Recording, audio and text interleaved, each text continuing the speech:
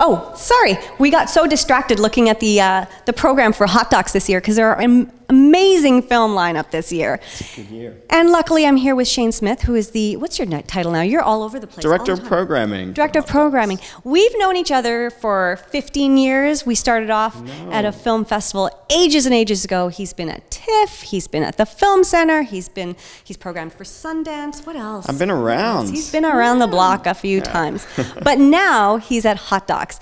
And you're going to tell us some of the highlights, some of the world premieres, what's really cool. It's a good year for documentary, both Canadian documentaries, but also international work as well. Great. So we are showing our biggest festival ever, 232. Wow. Features mid-lengths and short documentaries from 51 countries. So both of those are new records for Hot Docs. So there was so much great work out there. We expanded the program. We're paying special attention to short films too, short documentaries, because there's so many great short docs being made and platforms for them now as well to be seen. And you know, we're taking it off the screen and we're showing VR work. We've got interactive docs. We've got performed documentaries as well. So we got this whole DocX section that's for sort of experiments in documentary form.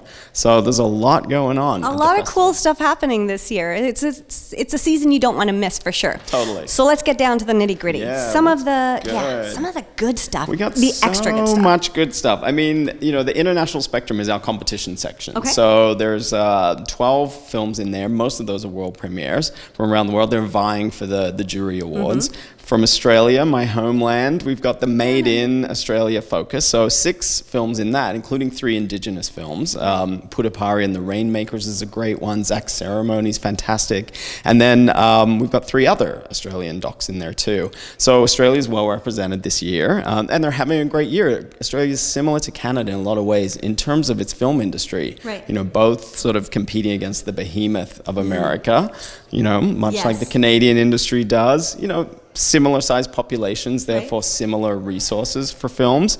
And, you know, getting Australians to go see Australian films. Can be a struggle. We know what that's like. Yeah, they had a great year last year, so it's kind of inspiring to look at what Australia is doing, you know, I think as Canadians, and see that, you know, it can be done. People will go see their films from their country. So we got a ton of great Australian work along with the great Canadian work, and then America is always strong with the documentaries. So can you tell us, maybe name 2 or 3 countries that you wouldn't think of? Like when you say 51 countries, who are some of the places, like, what? They make movies? Yeah, let's talk about Azerbaijan. What? They make movies? Yeah, there's a documentary from Azerbaijan called Holy Cow, which is actually a funny, smart documentary about a small town, a man in a small town who really wants to bring a cow, a European cow, to Azerbaijan, and the town elders are deadly opposed to it. They're not happy about it. So it's his adventure. No. So Azerbaijan is representing. China is doing really interesting work, and it's not just sort of the official work from China. There's